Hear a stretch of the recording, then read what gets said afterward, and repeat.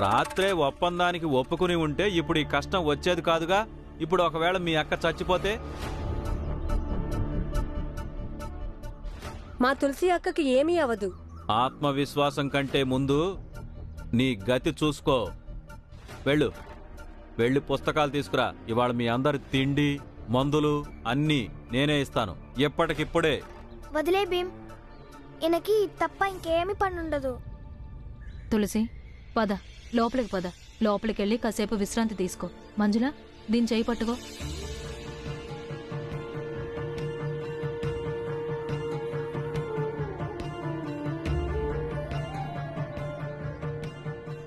ఈ ఆనందాన్ని ఎక్కడికి వెళ్ళాడు? ఏమండి, మీరేం చెప్తే అది చేస్తాను నేను. నాకు డబ్బులు కావాలి. మరి నువ్వు నీ తమ్ముడు నిన్న అంత పెద్ద మాటలు మాట్లాడి వెళ్ళిపోయారు కదా, ఇప్పుడేమైంది? ఇప్పుడు ఆ విషయాలన్నీ ఎందుకులే అండి. నాతో ఏదైనా పని చేయించుకొని కొంచెం డబ్బులు ఇవ్వండి చాలు. నేను మీకు భరోసా ఇస్తున్నాను. ఇవాళ మా తమ్ముడు ఏమీ అనడండి. ఇప్పుడు మీ అద్దెను అవ్వడానికి నేను సిద్ధంగానే ఉన్నాను. నన్ను తాడుతో కట్టేసుకోండి. ఇప్పుడు కట్టేసినంత మాత్రాన ఏ లాభం? నిన్నే పసువై ఉంటే బాగుండేది కదా. ఒకవేళ నిన్ను ఇప్పుడు కట్టేసినా నేను నీకు డబ్బులు ఇవ్వను.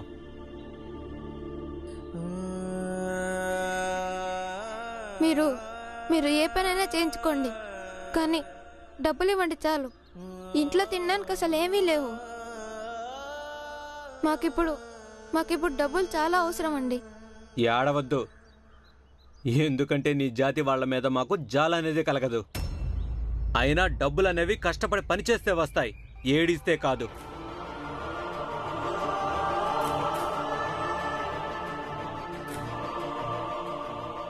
సరే, నేను ఏడవను. మీరేది చెప్తే అది చేస్తాను నేను. సరే పద, నువ్విప్పుడు ఏమాత్రం పనిచేస్తావో అది చూద్దాం. అరే వెళ్ళు, వెళ్ళు చూడు నీ అక్క చచ్చిందో లేక బతుకుందో. అరే నన్నేం చూస్తున్నావురా? వెళ్ళి మీ అక్కను చూడు. నేనిక్కడే ఉంటాను. మీ అందరి పతనాన్ని కళ్ళ చూసేదాకా మీ ఇంటి చుట్టూ తిరుగుతూనే ఉంటాను. అర్థమైందా? తులసి కడుపులో నొప్పి ఇంకా ఎక్కువైందంట. విన్నావా? నొప్పి ఎక్కువైందంట. నేను వైద్యుడి దగ్గరికి వెళ్లి మందు తీసుకొస్తాను. నేను వైద్యుడి దగ్గరికి వెళ్ళి మందు తీసుకొస్తాను. మందు తీసుకురావడానికి నీ దగ్గర డబ్బులున్నాయా? సేటు గారు, వైద్యుల గారి జాతి ఎప్పటికీ మీ జాతి కాదు.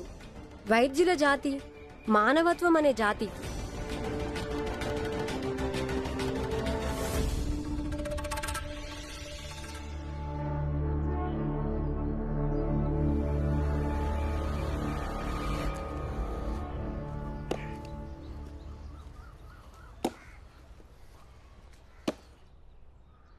సోదరా, ఒక పిల్లాడు 10-12 సంవత్సరాల వయసు ఉంటుంది.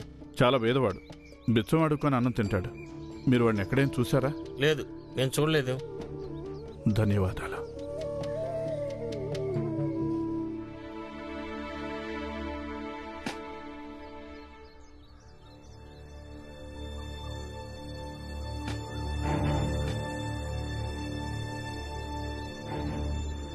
నాగలి ఎత్తుకొన్నాడు.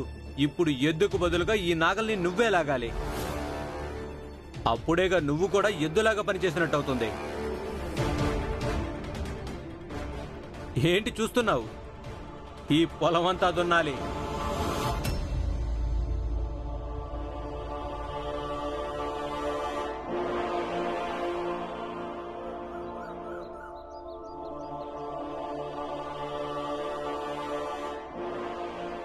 నువ్వు భయపడుతున్నావా ఏంటి? ఎత్తుకో నాగలే. కడుపులో నొప్పిగా ఉందక్క. నీ కడుపులో నొప్పి ఎందుకు వస్తుంది?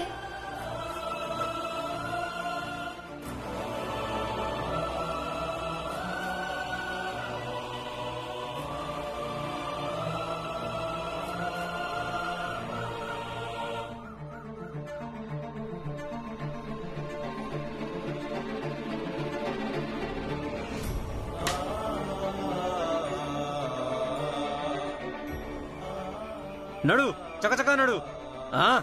నడు నడు. కానీ కానీ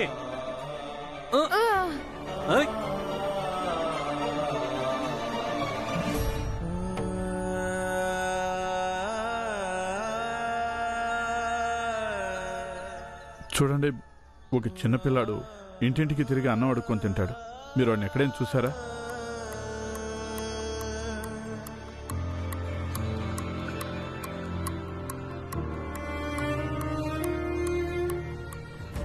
ఏం జరుగుతుంది ఇక్కడ?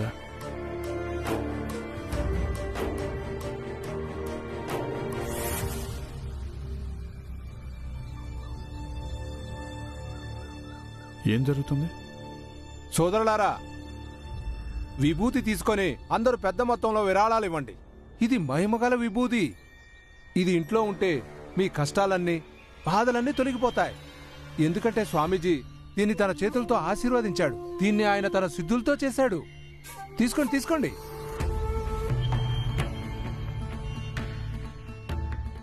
తీసుకోండి. ఆ, ఇది నా చందా. ఓయ్ సోదరా, అలా వెళ్ళిపోతారేంటి? విభూతి తీసుకుని వెళ్ళండి. అరే, ఆలోచిస్తావేంటి? తీసుకెళ్తే శుభం కలుగుతుంది. తీసుకుని వెళ్ళు. విభూతి తీసుకోండి.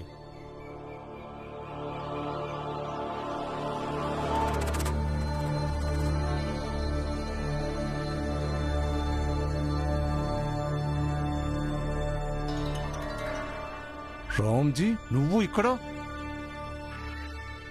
మీరిద్దరు ఒకరికొకరు తెలుసా? మేం ఒకరికొకరం తెలిసి ఉండటం ఏంటి? మనమంతా ఒకటి. ఎందుకంటే వీడు తక్కువ జాతివాడు. వీడు నీడ పడితేనే మేము దూరంగా పారిపోతాం. అరే కాదు కాదు, ఇతంది మన జాతే. మా ఊర్లో ఒక చెరువు తవ్వుతున్నారు, అక్కడ గుమ్మస్తా ఇతను. అవునవును. ఒరే, వీడు గుమ్మస్తానా లేకపోతే కలెక్టరా? వీడి జాతి ఏంటో వీడు మర్చిపోయాడు. వీడు చిన్న జాతివాడు. ఏంటి చిన్న జాతివాడా? మా సతారా గ్రామంలో ఉండేవాడు. వీడి మొదటి భార్య చచ్చిపోయిన తర్వాత రెండో పెళ్లి చేసుకున్నాడు. తర్వాత అక్కడి నుంచి పారిపోయి ఇక్కడికి వచ్చాడు. సోదరులారా, మీ అందరికీ నా మీద నమ్మకం కలగటం లేదు కదూ? నేను స్వామీజీ విభూతి మీద ప్రమాణం చేసి చెప్తున్నాను, వీడు తక్కువ జాతివాడు. ఏంటి? నువ్వు తక్కువ జాతివాడి అయ్యుండి నన్ను అంటుకుంటావా? నువ్వు నా జాతిని, నా ధర్మాన్ని భ్రష్టుపరిచావు. నేను నిన్ను ఊరికే వదలను. నేను తక్కువ జాతి వాణ్ణి, కానీ కబడ్డా నా మీదకి కర్రెత్తి భయపెట్టడానికి ప్రయత్నించారంటే,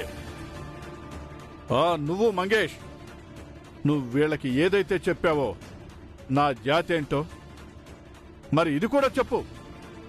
మీరు అందరూ కలిసి అక్కడ సతారాలో ఎన్నిసార్లు కర్రలు లేపారో, ఆ తర్వాత ఏం జరిగిందో. కానీ నువ్వు మాతో అబద్ధం ఎందుకు చెప్పావు?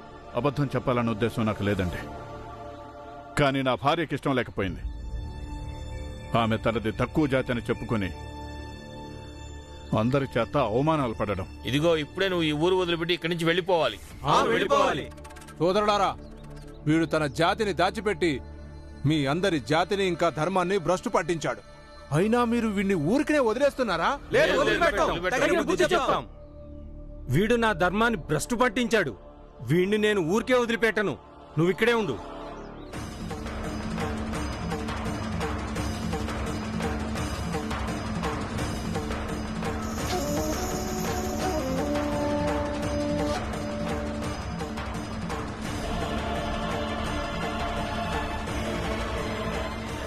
వీణ్ణెవరన్నా పట్టుకోండి.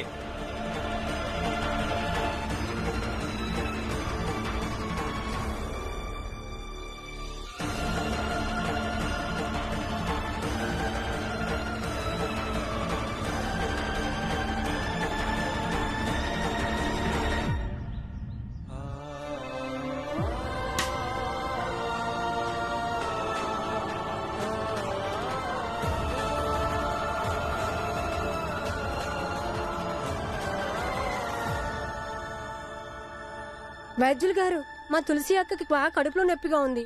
ఆమె కోసం ఏదైనా ఔషధం ఇవ్వండి అమ్మా. భోజనంలో ఏం తిన్నది? ఏమీ లేదు.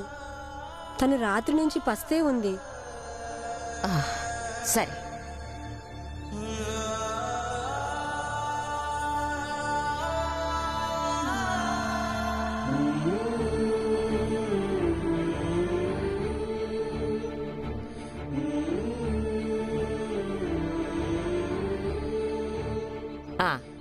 దీన్ని అరగదీసి పాలల్లో కలిపి ఇవ్వాలి.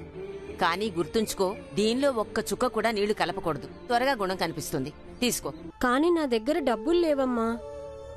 ఏం పర్వాలేదు, తీసుకో. ధన్యవాదాలు.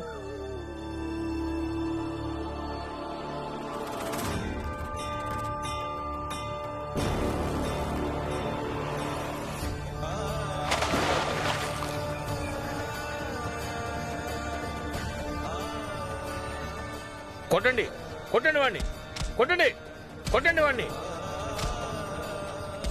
వదలకండి, కొట్టండి, కొట్టండి.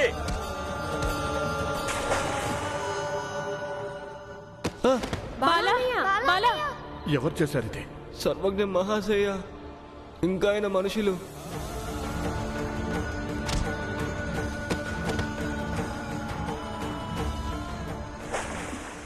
నాకు కొంచెం నీళ్లు ఇవ్వండి, లేకపోతే మా అమ్మ చచ్చిపోతుంది. నువ్వు మోకాళ్ళ మీద కూర్చుంటే నీకు నీళ్ళు ఇస్తాం.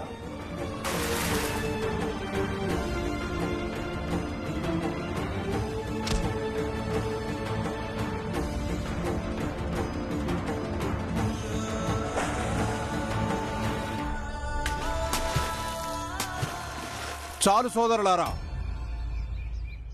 వీడికి బుద్ధి చెప్పాం. ఇప్పుడు మనం వీడి ఇంటికి వెళదాం. వెళ్ళి వీడి ఇంటిని కూల్చేద్దాం. ఏమంటారు మీరు?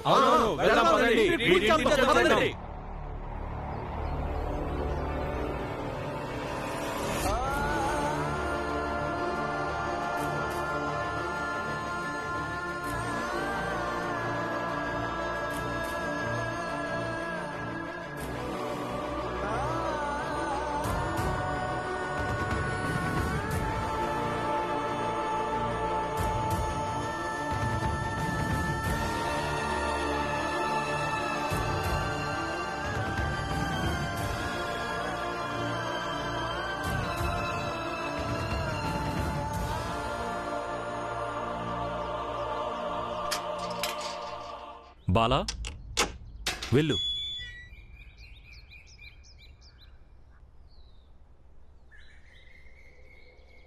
బాలా, మీ ఆఖరి చెల్లెలకి ఆరోగ్యం ఏమీ బాగలేదంట.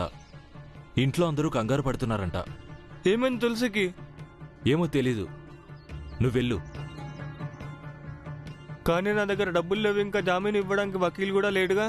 ఏం పర్వాలేదు, మాది పూర్తి స్థాయిలో చట్టం కాదులే, కానీ ఖచ్చితంగా చట్టాన్ని రక్షించే వాళ్ళమే. పూర్తి స్థాయిలో న్యాయం చేయడం మా చేతిలో లేదు, కానీ ఎంతో కొంత అధికారం అయితే ఉంది. ఆ అధికారంతో నేను న్యాయానికి అండగా ఉంటాను. నువ్వెళ్ళు. అన్నట్టు బాలా, భీమరావుతో చెప్పు తన్ని ఇలాగే పోరాడుతూ ఉండమని. ఎందుకంటే చట్టం పారదర్శకంగా సులభంగా ఉండాలి. అప్పుడే ఏ సమాజమైనా వికాసం చెందుతుంది. వెళ్ళు. మీకు చాలా చాలా ధన్యవాదాలు సార్.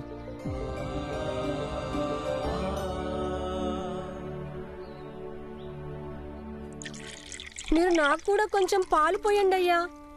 మా అక్కకి పాలల్లో మందు కలిపి ఇవ్వాలి. పో, ఇక్కడి నుంచి పో. మీరైనా కొంచెం పాలు పోయండి. మా అక్కకి పాలలో కలిపి మందు ఇవ్వాలండి. తన ఆరోగ్యం బాగోలేదు. వెళ్ళి ఇక్కడి నుంచి.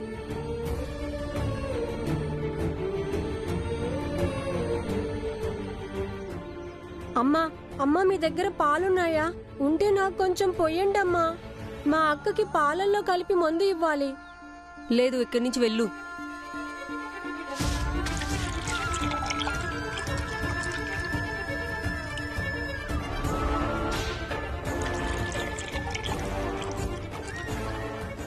మీరు నాకు కొంచెం పాలు పోయండి అయ్యా. మా అక్కకి పాలలో కలిపి మందు ఇవ్వాలి, లేకపోతే తను చచ్చిపోతుంది. అయిపో, పాలు కావాలంటే ఇవ్వండి అయ్యా. వెళ్ళమని చెప్పానా?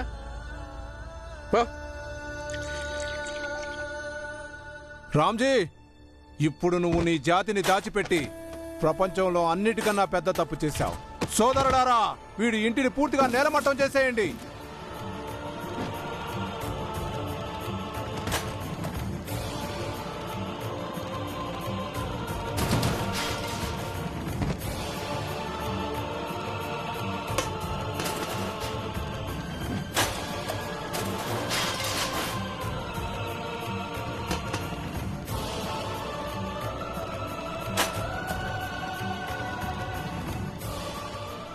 రామ్జీ, ఇప్పటికిప్పుడు ఈ ఊరు వదిలి ఇక్కడి నుంచి వెళ్ళిపో.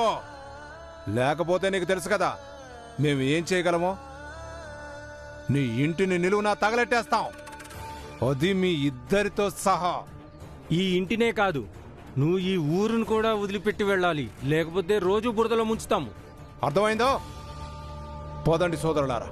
పదండి. పదండి పదండి.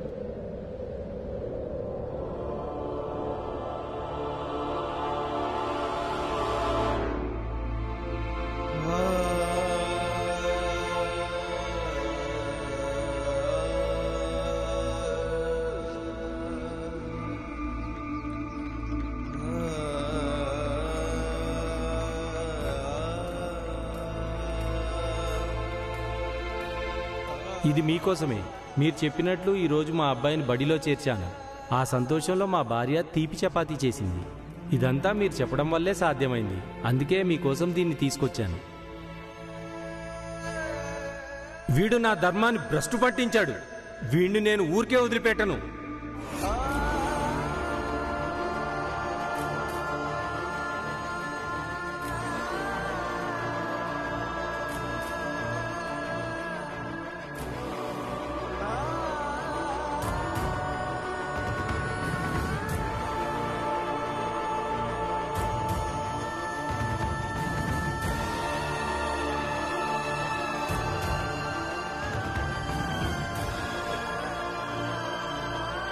ఒక విషయం దృష్టిలో పెట్టుకోండి, ఇక్కడ ఎప్పుడూ ఎవరికి మీ జాతి గురించి చెప్పొద్దు.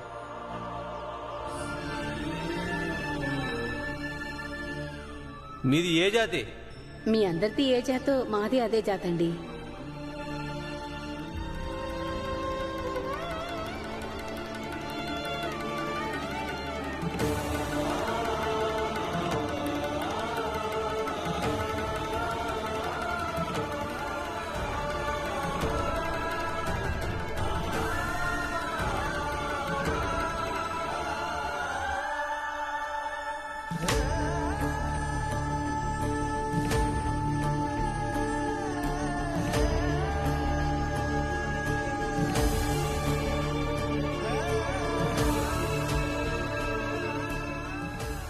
ఏమైందిరా నీకు?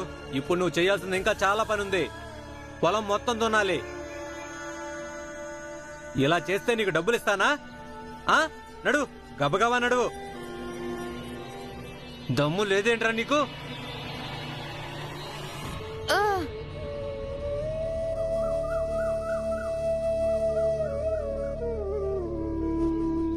ఈవేళ రాత్రి తినడానికి ఇంట్లో ఏమీ లేవు. మనందరం తలకో 2 గ్లాసులు బెల్లం పానకం తాగి వెళ్ళి పడుకుందాం.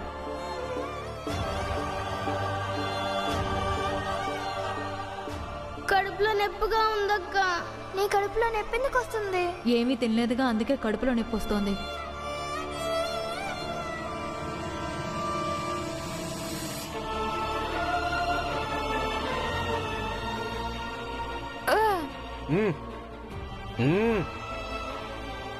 పద పద.